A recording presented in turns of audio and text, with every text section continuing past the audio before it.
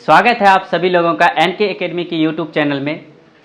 तो मैं आज आपके लिए लेकर आ चुका हूं चौथा लेक्चर, जो कि पिछले 3 लेक्चरों में हमने 11 क्वेश्चनों का जवाब दे दिया था। आज हम वापस करेंगे 12वें क्वेश्चन से स्टार्ट, जो कि आपका क्वेश्चन नंबर ये है। क्वेश्चन आपको इस तरह से पूछ सकता है कि चालक, अचालक और अर्धचालक में बैंड सिद्धांत की सहायता से समझाइए। चालक, अचालक एवं अर्धचालक में बैंड सिद्धांत को समझाइए। कुछ बैंड सिद्धांत को समझाइए। बैंड सिद्धांत की सहायता से समझाइए।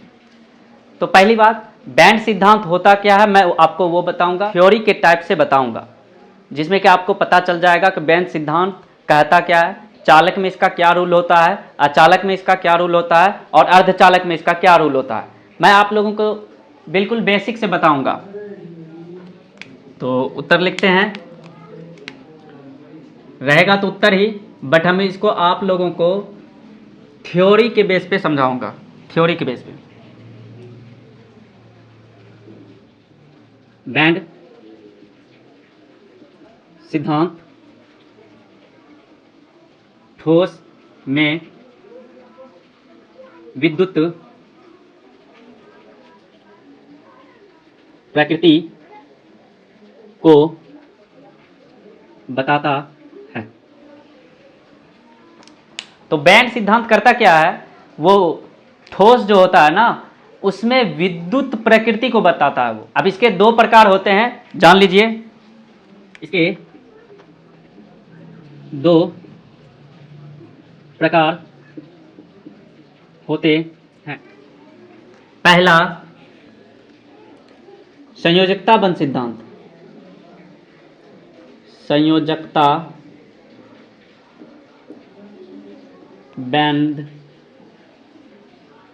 संयोजकता बैंड सिद्धांत।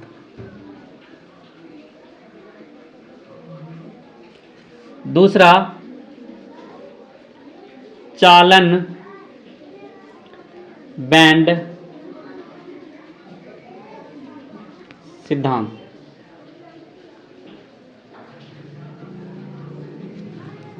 संयोजकता बैंड में संयोजकता बैंड में इलेक्ट्रॉन उपस्थित रहते हैं।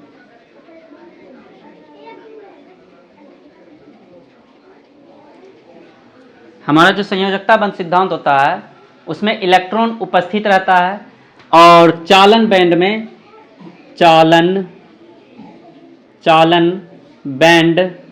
में इलेक्ट्रॉन अनुपस्थित रहता है। उम्मीद करता हूं अक्षरों को बेहतरीन तरीके से आप देख पाते होंगे। अब इसका मतलब क्या हुआ, 2 तरह के बैंड सिद्धांत होते हैं, एक संयोजकता बैंड, एक होता है चालन बैंड। संयोजकता बैंड में हमारा इलेक्ट्रॉन उपस्थित होता है और चालन बैंड में हमारा इलेक्ट्रॉन अनुपस्थित है। अनुपस्थित का मतलब उपस्थित नहीं रहता है, ठीक है। होता क्या है इसमें, जब संयोजकता बैंड के इलेक्ट्रॉन, संयोजकता बैंड के इलेक्ट्रॉन, जब संयोजकता बैंड के इलेक्ट्रॉन चालन बैंड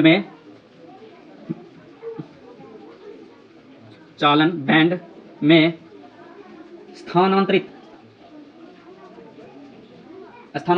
मतलब ट्रांसफर,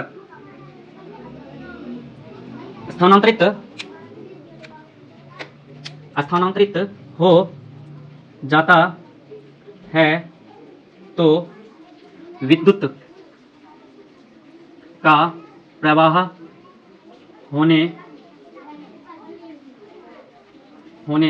लगता है। बैंड सिद्धांत में होता क्या है, जब संयोजकता बैंड के इलेक्ट्रॉन चालन बैंड में चले, उसमें आपका विद्युत प्रवाह होना स्टार्ट हो जाता है। तो सबसे पहले हम देखते हैं चालक में, इसमें कैसे आपका संयोजकता बैंड के इलेक्ट्रॉन चालन बैंड में चले जाते हैं। तो मिटाते हैं इसको पहले, उसके बाद जानते हैं।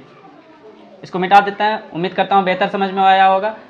आप कॉपी में नोट्स कर सकते हैं और वीडियो को पॉज करके उसके बाद आप चाहें तो स्क्रीनशॉट ले सकते हैं। मैं मिटा रहा हूँ।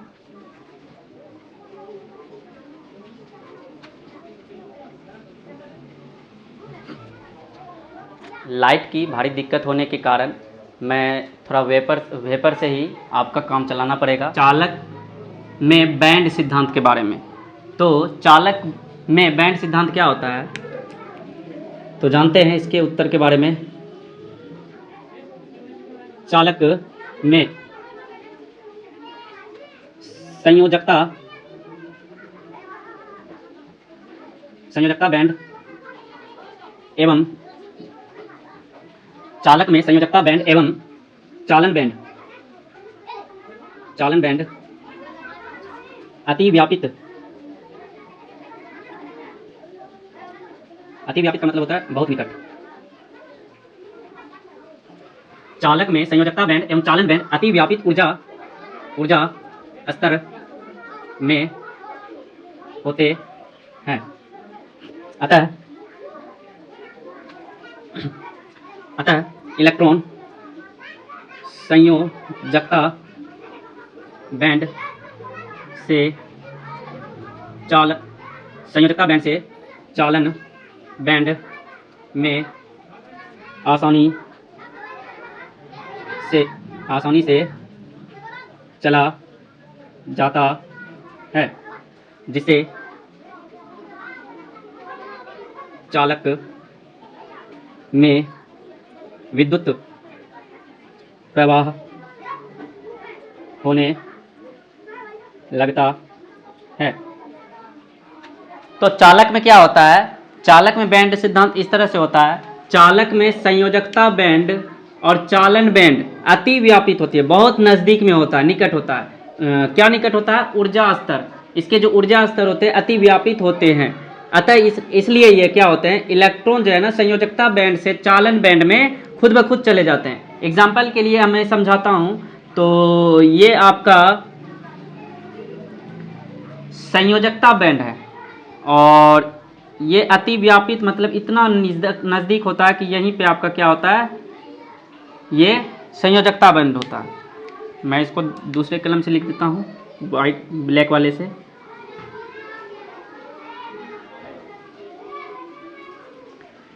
तो ये आपका संयोजकता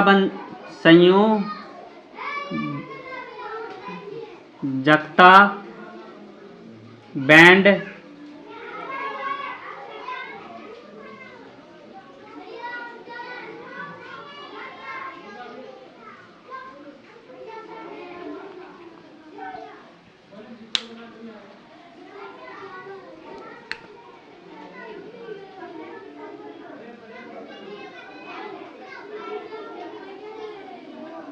तो मैं क्या बता रहा था कि संयोजकता बंद, मान लो कि ये वाला डब्बे जो है, ये वाला आपका संयोजकता बंद के लिए डब्बा है जिसमें कि इलेक्ट्रॉन भरे पड़े हैं, और ये आपका चालन बैंड है जिसमें कि बिल्कुल इसके नज़दीक है, निकट है, या कह सकते हो अति व्यापित है। अति व्यापित का मतलब इसी पे लेपा हुआ।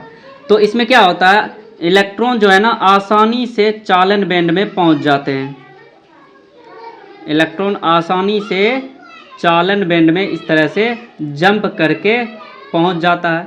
अगर जंप करके चालन बैंड में गया, पीछे जो मैं लिखाया था कि संयोजकता बैंड के इलेक्ट्रॉन अगर चालन बैंड में चले जाए तो उसमें करंट प्रवाहित होने लगेगा। तो वही चीज़ मैं यहाँ पे लिखा हूँ कि चालक में संयोजकता बैंड एवं चालन बैंड अति व्यापित ऊर्जा स्तर में होते हैं। अतः इलेक्ट्रॉन संयोजकता बैंड से चालन बैंड में आसानी से चला जाता है, जिससे चालक में विद्युत प्रवाह होने लगता है। अगर इनके बीच का ऊर्जा स्तर देखा जाए, ईजी को बोलते हैं ऊर्जा स्तर। मैं अलग से लिख देता हूँ ईजी, इसमें लिख दे सकता हूँ मैं डेल्टा ईजी, बिल्कुल लगभग 0 के बराबर होता है, लगभग 0 के बराबर। ईजी को हम यहाँ पे मान लिए हैं क्या, ऊर्जा स्तर।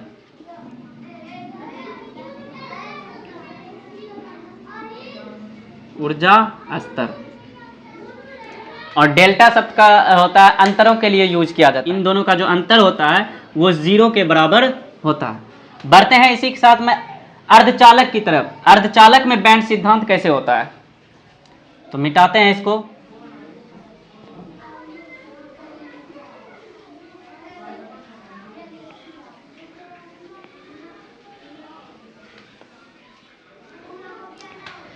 अचालक में बैंड सिद्धांत,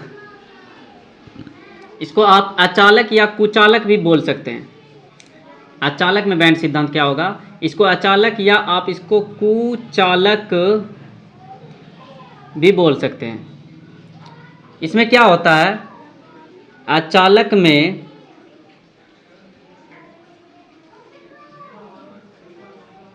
संयोजकता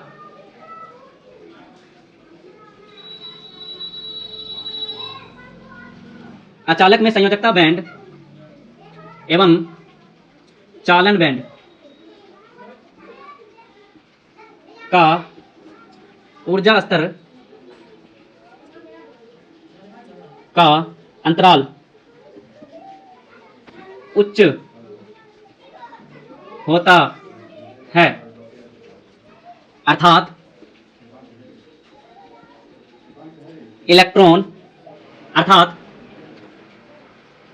इलेक्ट्रॉन संयोजकता बैंड से चालन बैंड में स्थानांतरित नहीं हो पाता है। अतः विद्युत का प्रवाह नहीं हो पाता है। अचालक में बैंड सिद्धांत क्या कहता है, अचालक में संयोजकता बैंड एवं चालन बैंड में ऊर्जा स्तर जो होता है, इसके बीच का जो अंतराल होता है वो काफ़ी ज़्यादा होता है, उच्च होता है। तो इससे क्या होता है कि इलेक्ट्रॉन जो है ना संयोजकता बैंड से चालन बैंड में नहीं जा पाता, स्थानांतरित नहीं हो पाता है। तो क्या होता है, जिसके कारण से विद्युत का प्रवाह नहीं होता है। मैं उसी तरह से चित्र बना के दिखाऊं तो ये आपका चालन बैंड का डब्बा है और नीचे वाला जो होता है वो संयोजकता बैंड के डिब्बे हैं। इन दोनों के बीच में ऊर्जा स्तर काफ़ी ज़्यादा है। तो इसमें इलेक्ट्रॉन भरे पड़े होते हैं, इस तरह से दिखा देते हैं। नीचे में आपका हमेशा संयोजकता बैंड के रहेंगे और ऊपर में चालन बैंड रहेंगे। मैं नहीं लिख रहा हूँ, इसका पहले भी लिख चुका था, इसका मतलब आप समझ जाइएगा, ठीक है ना। तो इसके बीच में इलेक्ट्रॉन को देखें, इसके बीच में जो ऊर्जा स्तर है वो काफ़ी हाई है। तो हम बात करें तो इसमें जो ऊर्जा स्तर होता है ना लगभग 6 इलेक्ट्रॉन वोल्ट होते हैं, जो कि बहुत ज़्यादा है। इसमें जो डेल्टा Eg का होता है ना वो आपका 6 इलेक्ट्रॉन वोल्ट के लगभग का होता है, जो कि बहुत ज़्यादा है। इसमें ऊर्जा इतना ज़्यादा है कि आप दोगे भी तो ये चालन बैंड में नहीं जा पाएगा, जिसके कारण से अचालक और कुचालक में विद्युत का प्रवाह नहीं हो पाता। आते हैं अर्धचालक की तरफ, लास्ट आपका है इस टॉपिक का, उसके बाद ये टॉपिक आपका खत्म हो जाएगा। तो उसके साथ न्यू टॉपिक फिर आपका आएगा।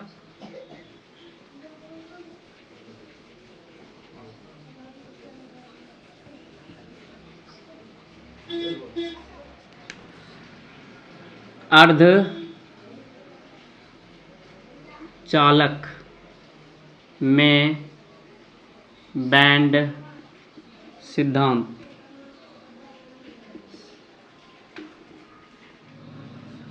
इसमें किस अचालक में बैंड सिद्धांत। अब इसमें किस तरह से होता है, इसमें जो संयोजकता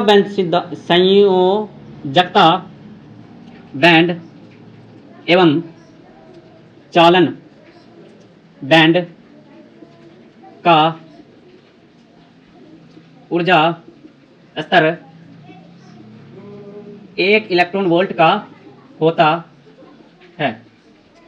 संयोजकता बैंड और अर्धचालक में संयोजकता बैंड और चालन बैंड का ऊर्जा स्तर जो होता है 1 इलेक्ट्रॉन वोल्ट का होता है। तो इसमें क्या होता है कि परम शून्य ताप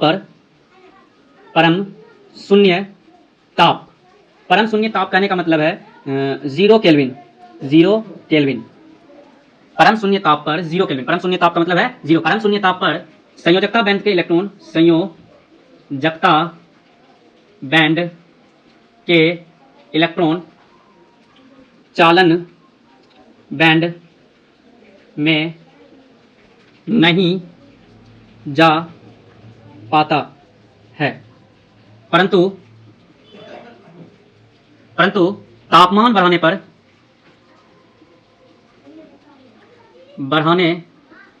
पर इलेक्ट्रॉन गतिज ऊर्जा में आ जाता है। इलेक्ट्रॉन चालन बैंड में स्थानांतरित हो जाता है। अतः विद्युत का प्रवाह होने लगता है। मैं वापस से वही चित्र बनाता हूँ, डब्बे बनाता हूँ, जिसमें कि संयोजकता बैंड को नीचे में रखते हैं और चालन बैंड को ऊपर में रखते हैं।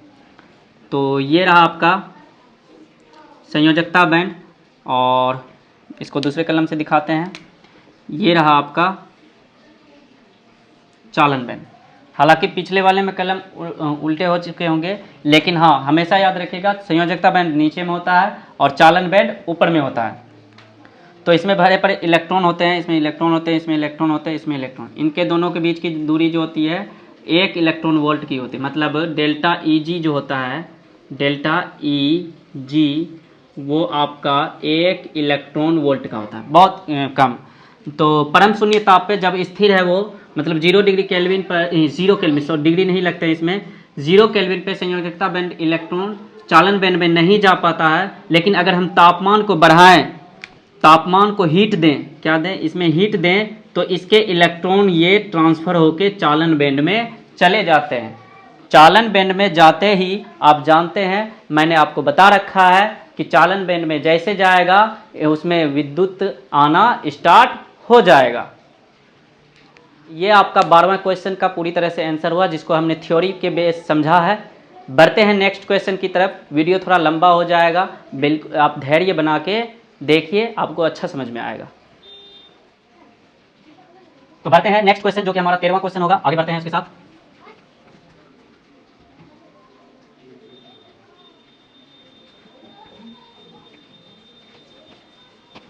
तो बढ़ते हैं 13वें क्वेश्चन की तरफ। 13वां क्वेश्चन जो इस तरह से है कि मोलरता क्या होता है। मोलरता क्या है, क्या है।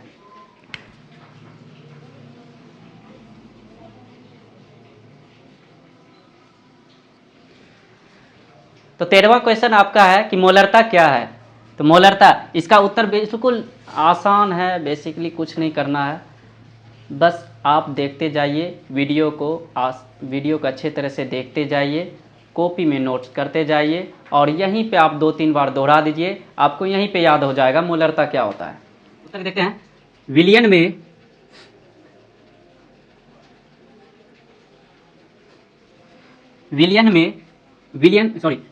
के एकांक आयतन में, आयतन का मतलब, एकांक आयतन का मतलब होता है 1 लीटर। 1 लीटर। तो विलियन के एकांक आयतन में उपस्थित मोलों की संख्या को, विलियन के एकांक आयतन में उपस्थित मोलों की संख्या को मोलरता कहा जाता है। कहा जाता है। तो परिभाषा फिर से एक बार दोहरा देते हैं। विलियन जो हमारा होता है, अब विलियन क्या होता है, 2 या 2 से अधिक पदार्थ के समांगी मिश्रण से जो बनता है ना, उसी को क्या कहते हैं, विलियन। तो विलियन के एकांक आयतन में उपस्थित मोलों की संख्या को मोलरता कहा जाता है। इसे जो है ना बड़ी एम से दिखाया जाता है, इसे बड़ी एम से प्रदर्शित किया जाता है। अब इसके सूत्र को भी देख लेते हैं किस तरह से होता है। मोलरता बराबर आपका जो सूत्र बनेगा वो फॉर्मूला से ही बनेगा, यानी फॉर्मूला करें सॉरी, आपका जो सूत्र बनेगा वो आपके परिभाषा से ही बनेगा। सबसे पहले क्या बोल रहा है, विलियन के एकांक आयतन में, मतलब आपको एक विलियन का आयतन दिया है, विलियन का आयतन जो आपको किस में दिया है, लीटर में, 1 लीटर बोला है। अगर ml में दो तो 1000 ml होगा, तो 1 लीटर, लीटर में आपको दिया है LTR, लीटर। विलियन के आयतन में आपको, विलियन के एकांक आयतन में उपस्थित मोलों की संख्या को, आप यहाँ पे उपस्थित ना देके ये भी दे सकते हैं, विलियन के एकांक आयतन में उपस्थित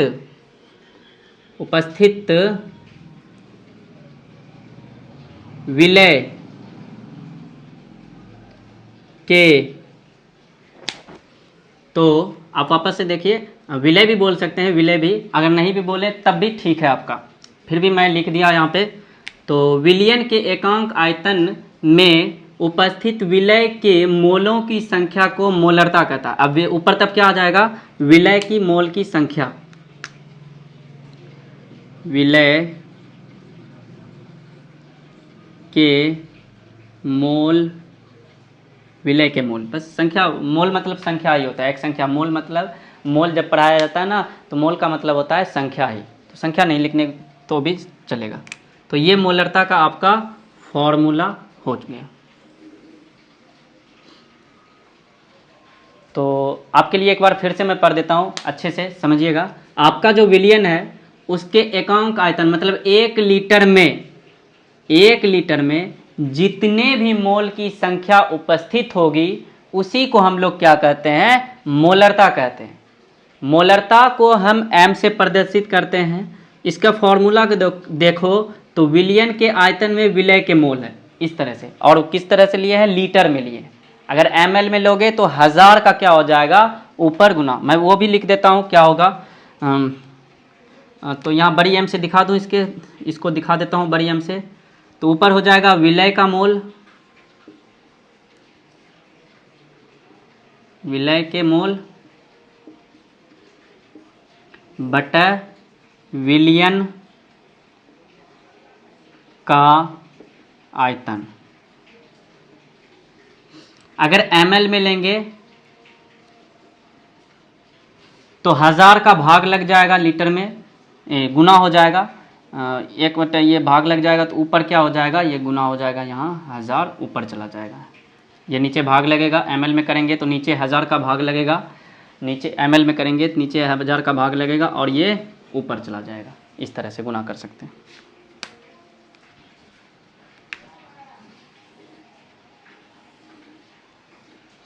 बढ़ते हैं नेक्स्ट क्वेश्चन की तरफ। ये मोलरता है, इसी के मिलते जुलते एक और है जिसे हम कहते हैं मोललता। 14वां क्वेश्चन हो जाएगा मोललता। मोललता क्या है इसको भी बिल्कुल आसानी से समझेंगे। आपका वीडियो लास्ट ये क्वेश्चन रहेगा, क्योंकि वीडियो थोड़ा लंबा बन जाएगा, इसलिए ये लास्ट क्वेश्चन रहेगा। उत्तर,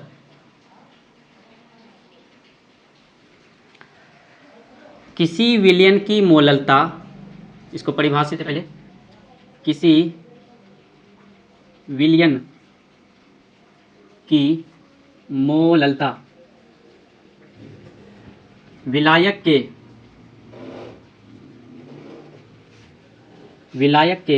1 kg या एकांक द्रव्यमान बोल सकते हैं, द्रव्यमान 1 kg में उपस्थित विलय के मोलों की, विलय के मोलों की संख्या को मोललता कहा जाता है। मोललता कहा जाता है।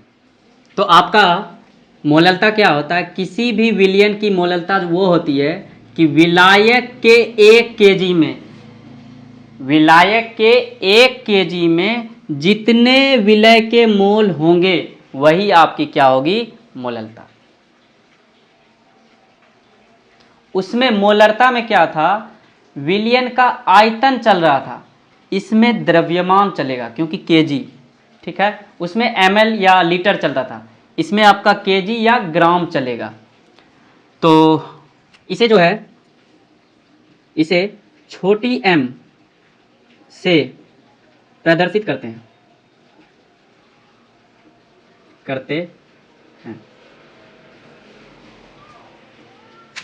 उस वाले में क्या था? मोलरता को बड़ी m से, मोललता को छोटी m से सूचित किया जाता है। फॉर्मूला आप इसके परिभाषा से ही बना सकते हैं। तो मोललता बराबर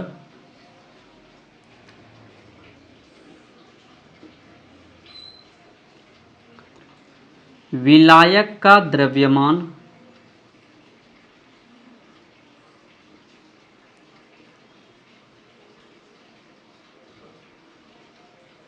वो भी केजी में। विलायक के द्रव्यमान में हमारा क्या उपस्थित है? विलय के मोल।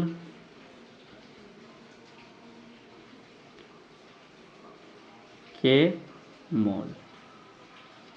तो इस तरह से आपका मोललता टॉपिक खत्म होता है।